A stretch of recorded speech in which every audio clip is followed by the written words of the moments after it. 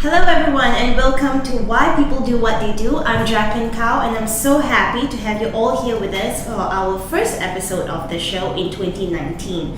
Now today I'm so excited to introduce Sherman Foo, who owns a venture capital fund that dabbles in marketing services and consumer-centric industries in both Malaysia and across the causeway in Singapore. Now, Sherman, tell us a little bit about what you do. What does S Capital Consolidated do? What does it do? Well, thanks, Jackie, and then Happy New Year, by the way. Yeah, Happy New Year, yes. Well, really, in simpler terms, we are an aggregated investment firm. I find that for far too long, investment firms were too high an entry barrier and too complex for ordinary lay people. Okay.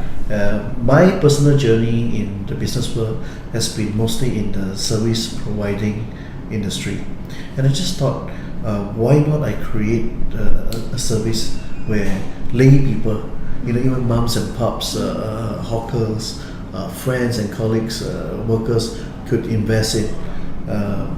My personal story was that I struggled when I was young and I was just an ordinary person, and so when some of the business of mine improve and my level of income improve, so is the deposits and things like that. And I realized the banks were treating me differently. They open up doors to me differently, the way loans are, the way the opportunities are, IPOs, and the way the support is. Yeah. And then it struck onto me. I finally understood why the rich only get richer and the poor doesn't, because it was such an elitist club to some extent. Having broken free from that humdrum, I just thought, people should really be able to access all this. And I don't want to be the noble hero to say I'm the first one to do this. In fact, the trend has been like that.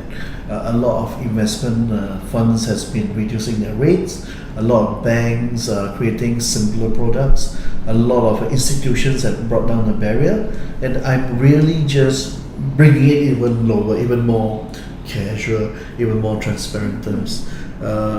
So you see that across the board in insurance companies, security companies, investment companies. So again, here I'm not the first one, and I think where we're standing up is just a boutique-ish firm that really is starting to make its name around the circuit of Malaysia and Singapore. Okay, and you also have a suite of marketing, communications and marketing services, and that seems where your entry point of your passion lies. Tell us a little bit about how you started your career in the communications and marketing services. Okay.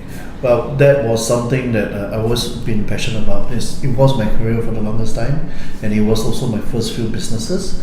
But I can tell you, everybody across Asia and maybe even across the world can tell you, service businesses are the most prone for cash type situation, cash flow issues. We provide the service without question, deliver on the work 24/7, but payment is always a little bit late. Because of the terms. The terms is very loose. Even global agencies, and background from where I'm from, you could bill 100% the whole year, and your collectibles could be even below 35%. So therein lies a problem with cash flow. It was really ironic. I've learned as a director myself, when my agencies got better, that despite the increasing amount of business on paper, we were not really feeling rich. There wasn't anything excitable about. In fact, it was very stressful. Every month I was concerned about overheads, people, capex and things like that. And I said, it doesn't make sense. And then people would say that's just the industry, and I remember not dwelling too much diversification in just having services business. When I spoke to the bank, look, we've got invoices, we've got consistency. I've been with you for 2 or 3 years. They refuse to lend us any money because the fact that you don't have money, you're at risk of defaulting. And this was very ironic and strange to me. And then, you have what have you as you grow up, you mix with friends and things like that. You start hearing things like, F&B business, very strong cash flow, no owings, the food business and the drinks business and things like that. And it got me thinking, is there any way I can solve my own problem, amalgamate it, I knew there was operational headaches. I knew there was low margins, but that wasn't a problem with agencies, you see. So without realizing it, the birth of S Capital in my head, the ideology, the notion of holding and owning and controlling a few companies that create its own ecosystem for my smoothness was over a decade old. The name S Capital may not be long. I mean, people looking to this will see it's just a few years old. But really, the idea of creating this ecosystem came about more than 10 years ago. And if you look at all the great conglomerates, it was just a combination of business. Lay people may not understand why this company goes into this, why the company goes into that, why don't just do this. If they are a petroleum company, why they do that. Intel is a chip company, but they have a capital division, Petronas as well, why they go into racing. Everything has a reason.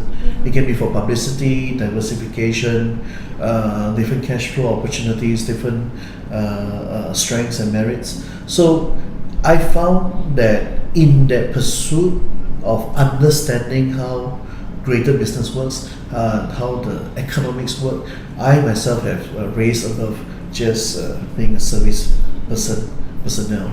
But not to let go of the business, we still have a lot of subsidiaries in marketing creative services.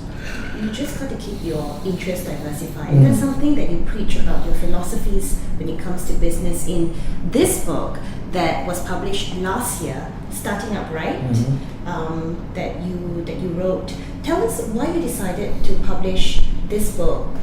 What is it about? There are some really interesting stories about your past and your journey to where you are today. Yes. So tell us, who is this book for? It's a combination of quite a lot of encouragement. Yeah. I think. So your friends always told you have so much wisdom, Sherman, you gotta put it into a book. Yeah, I in fact there was a lot of reluctance to it. I think again, decade long in the business, whether as a consultant, whether I was running my own divisions and all that, there was a very high. I'm not perfect, but there was a very high consistency of growth, and it all boils down to certain fundamentals. Starting up right, literally, things like that. And it has enabled me to lead a life in which, to my own words, I prefer it. Quite free of burdens. I have a lot of choices. I can live anywhere, not just these two countries. I can work from anywhere in my laptop. And I think it all boils down to planning and knowing your fundamentals in the business. But many friends say that, you're advising me, you're advising your clients, you should really share this with the world, like blog or write a book. And I was like, oh my God, I don't want to become one of those rain pots and things like that. And I think it's a lot of work and it's very challenging. And it got to a point where verbally I'm like that, I'm still like that. I'm happy to share. And if someone said, I need help, would you talk to me and advise me? I would buy you tea and lunch and spend hours and hours long telling you this and that. And everybody said, you should write a book. And it comes to a point where after your own personal comfort, it's about helping people rise up. And I felt that the fact that it was uncomfortable to me to commit to a book was a good challenge. I shouldn't be doing things that I was comfortable about. I shouldn't be posing on Instagram or Facebook. It shouldn't be that shallow. I knew it was going to take months or maybe years, and it did take years. And I think somewhere in about 2012 or 13, my good partners and associates challenged me. If you put it on Facebook, made it public, I decided to embark on my book. I don't know how long. I do not know how long it will take, but I will publish a book before I turn 40. And I did that. There's just no turning back. So I started with a journal. Some nights I write it, and I think in total there was a good 3 years. I think it came up with about 50,000 words, 60,000 words. It is no joke. Anyone who has written a book authentically, so kudos to you. Book 2, book 3, amazing. It's pure dedication. On top of the busy schedule and work that we have, you want to write into something for years and months, not knowing what it's going to be like. But certain things flow. Chapters flow in, quotes. And when it finally published, and I've got more than 100 buyers by now at this time, and you get people quoting you, telling you what makes sense to them, what didn't, the values and all that, and I say, Eureka, that's exactly why I did it, right? You mentioned pivotal conversations with certain people that one goes through in their life. You mentioned earlier on in your book about this conversation that basically changed your life. It was from at that time, your supervisor or your manager. Can you take us back to that point? What exactly did your supervisor say? What was that turning point in that conversation that really changed your life, or was the one that sparked the idea of, I've got to make that change? Yes. I think for the most part is, one, you have to be open to lessons and advice, but being anyone who's anyone today understand a down period or a depressing period. And I truly believe today that it's because of what we're telling ourselves. I admired him a lot, despite my own problems. He was 4 or 5 years my senior, a very good-looking man, very popular, on top of the world. Everybody likes him, talks to him. Corporate management loves him. He's going places. I was very young, so he's just a bit older. I thought that's great, but good for him. It's not me. Right, I can't. I'll never be that popular or, that wealthy. Back then I was thinking and all that. And you think you're moping around and all that. And one fine night in the private of our closing, it's just us. And I think I went on with one of my deep dark rant. And I think professionally we do not talk to people like that. But I think for that one moment he snapped. He was really fed up. He says, for the 2 years of working with me, all he heard was my regrets, why things like this happened to me, what could have been, what I had in my family home, what I could have had and what I got to miss out, and damn this and damn that, he says. And I was 20, turning 21. For the most part, even in the Asian culture, that's becoming a man. And he reminded me, stop blaming others and equating your circumstances, by all this history and present facts. You're 21 now, you're a man, you are defined by your own merits, not your father's, not your parents, not your family's, not where you're from, it's where you're going. And the tone in which he told me was very harsh, very direct, very loud. It was very booming. And I have to admit, for the first time in my life as a man, a grown man, I really cried my eyes out. Because there was this shattering of, oh my God, you're so right. What I've been doing. It was so ugly. It's like he asked me to calm down, and I was shaken, broken, It was a breakthrough moment for me. And of course, I think he thought I was clearly very emotional. But of course, I picked myself up, I went home and I thought about what he said. He was right. I was blaming people, circumstances about my situation. My job and career line was laid out in front of me. I could hit targets or improve and things like that. And overnight, I decided to change. The next day, I was hip and zippy. I was educating myself, everything I need to know about the job, the products and things like that. I took on life with a new breath, like a newborn. This is me. I am this country, this company now. I completely block up. What am I going to be known for? How can I become like him or better than him? I no longer feel sad that I lost the opportunity that I thought I was born with. I'm telling myself I am now the maker of my own destiny. There are mistakes along the way, but it was happy mistakes. You try out stuff.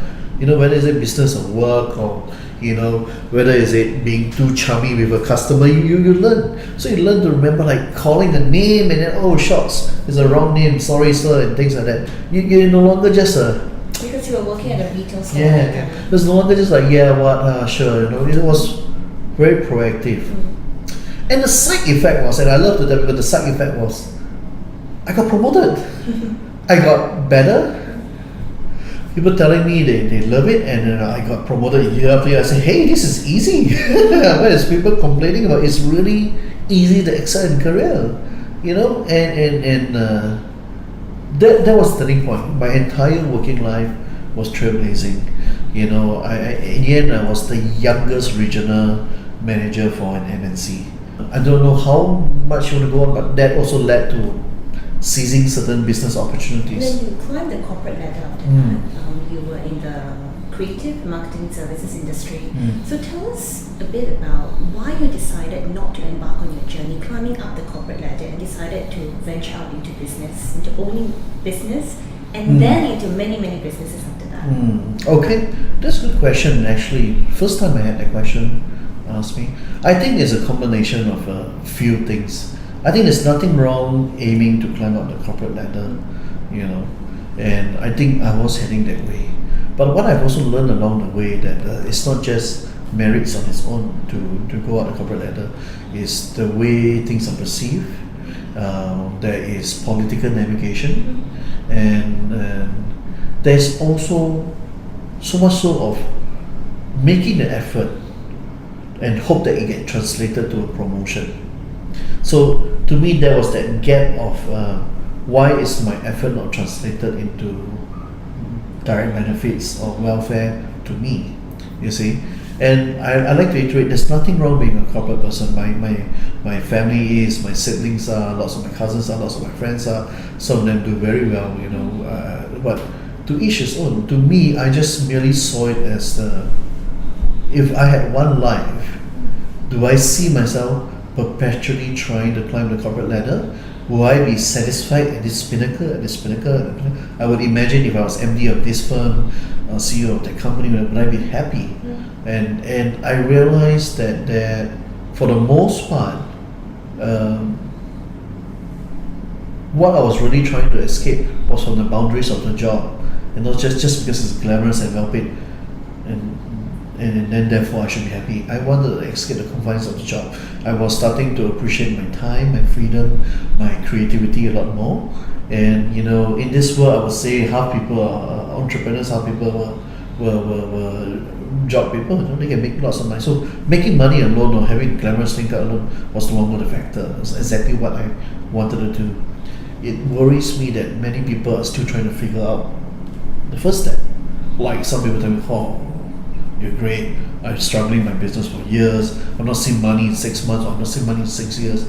So these are really the issues, you see. And I felt that if I didn't have gotten my first step right, it couldn't have pushed me to the second and third and so on to here. It was really managing a good, scaling, profitable business. It was really making honest money. It was not I'm getting by. I don't mean to insult many people. I have many friends for years. They just get by. Because I really asked them right down to the numericals. They're just getting by. So the car is the same age as them. The house is not fully paid up and things like that. So I there's nothing wrong with that, but I see it as an alternative to being stuck with a job.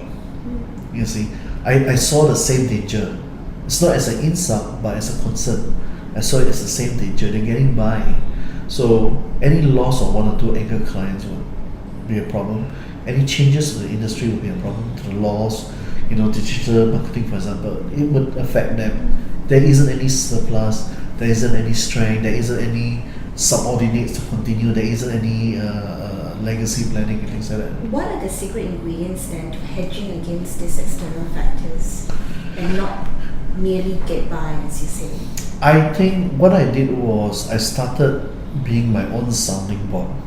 From the time that I broke down, then my good manager that woke me up, I started telling myself things every year end or year start in reflection, that if things weren't good enough, or I was complacent, or I was like, it is what it is, I would try to sound myself off and make determined changes the next year, the next day.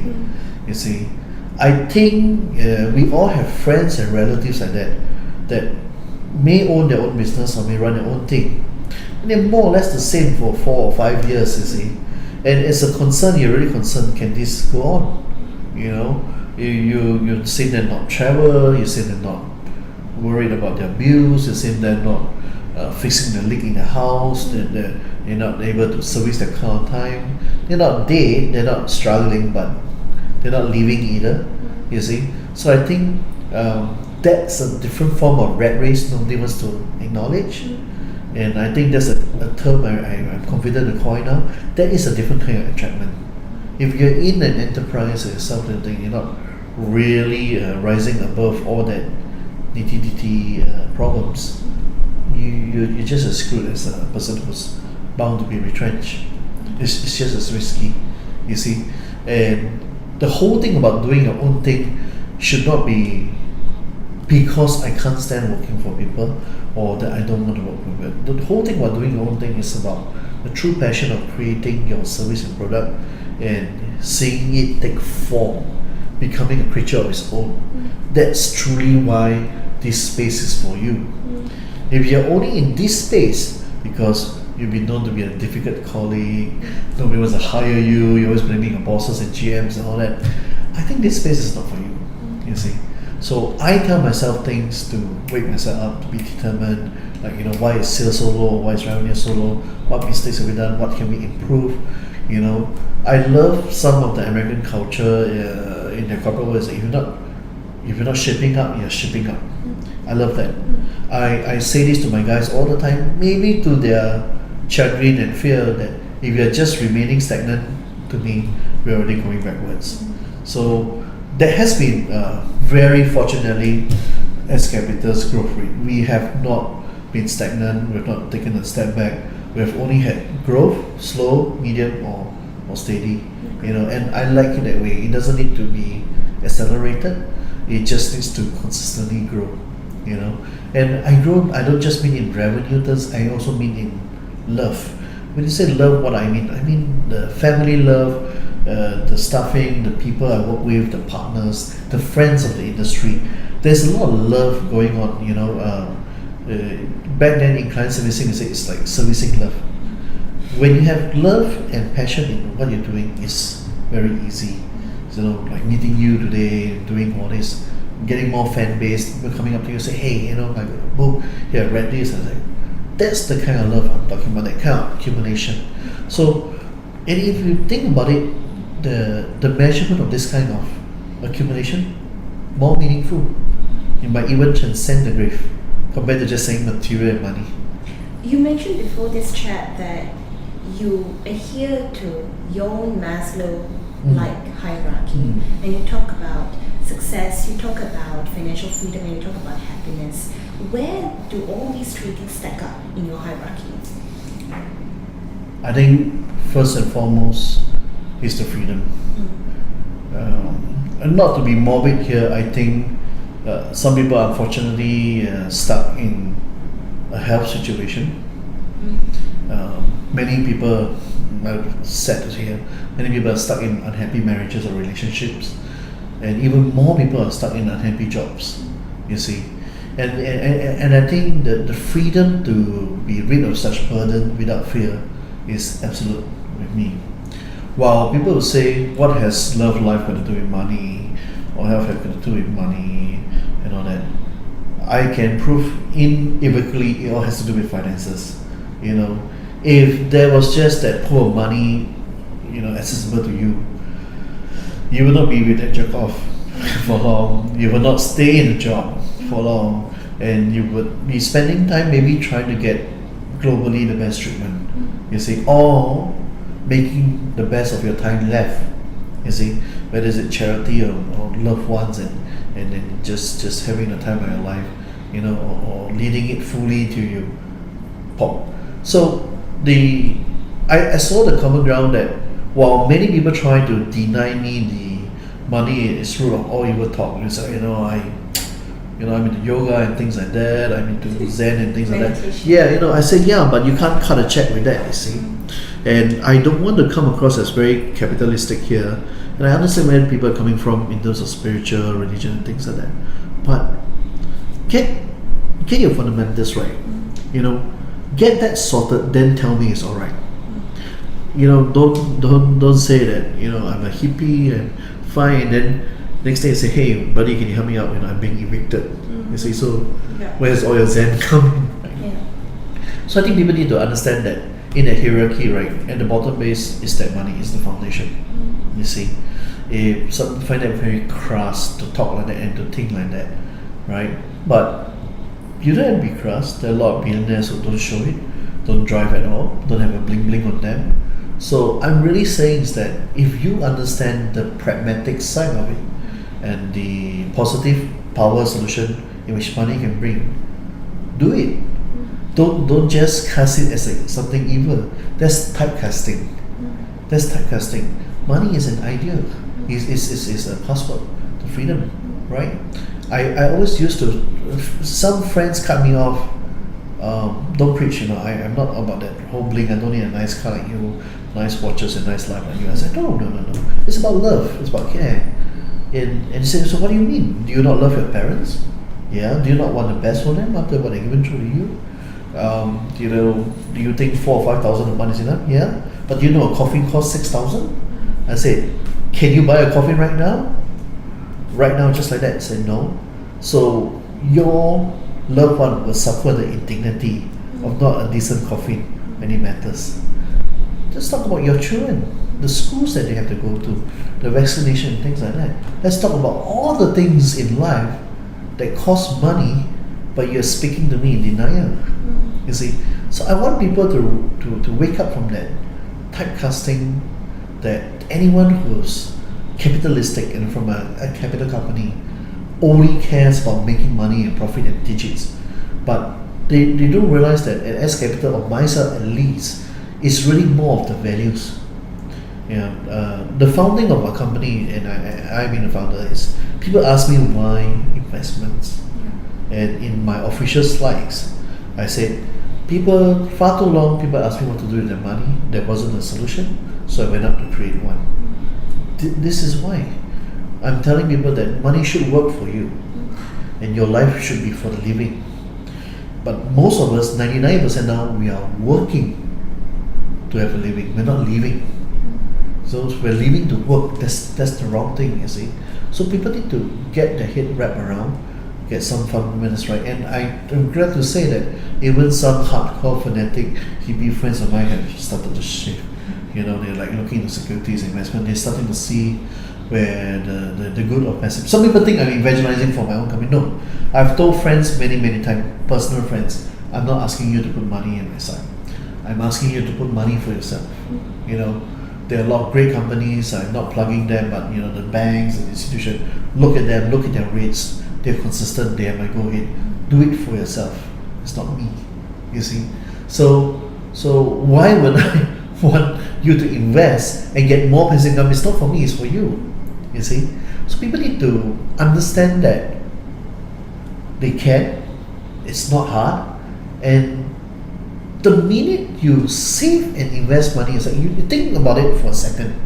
The minute for the first time in your life, 13 years old, 23 or 33 or 43 years old, that through this conversation, you save some money aside, you put in investment, and you start seeing your first invested dollar in returns. Because, I'm convinced now, Sherman said so, or I saw this YouTube clip. My mom never teach me that, my dad didn't, my friend said no, it's gambling is a con, but now I did it. The minute you see that, your life changes, it pivots, and you start putting more, you start having more, and that's wealth. We're not talking about being crude, dirty, expensive. We're just talking about, wow, the power, the vindication, that the eureka moment comes from that. So I've seen that a lot with people as young as 21 and people as old as 61. That, wow, it's true. This is investment in its basic form. So where else were we taught? Study hard, work hard. This is salary, every month, salary comes, That's not that's a vicious cycle, you see. So, that's why I really like to go around preaching. After years of running your business and going through the ups and downs, the peaks and lows, what is your definition of success? Does wealth equate material things to you? do wealth equate ultimate happiness and joy? Do wealth equate certain form of fulfillment? What is your definition of success? I think much to maybe some people's disbelief because of the way I display my life. They think that my personal wealth is really my definition of success. But I've said it before publicly, even on Facebook, that they're mistaken. I would really rather see, my people and the people I help become wealthier, see their lives change and augment. That would be my definition of success. And I've been on that kind of focus and that kind of journey for a few years now. If you were to pull any of my key deputies today, and they may be around my age, I talk to them like a father. I say, you have to do this, you have to act this way, you have to think about that. You need to do this in order to be better. I always correct my people when they say, boss, I want to be just like you, or one thing a bit. I said, never say that. You have to be better than me. What's so great about me? What's the point of teaching you only to max out to be like me? I never allow anyone to say that they want to be like me. I am flawed. I have my weaknesses. I can tell you my weaknesses. I can tell you the strengths that are learnable. I expect you to be better. You see? I'm also very proud to say that with all my working people, partners and key operational people, they actually take home more money than the company. It's a very, very unique situation. The part of the reasons S Capital is on a growth rate is because we're not greedy at all.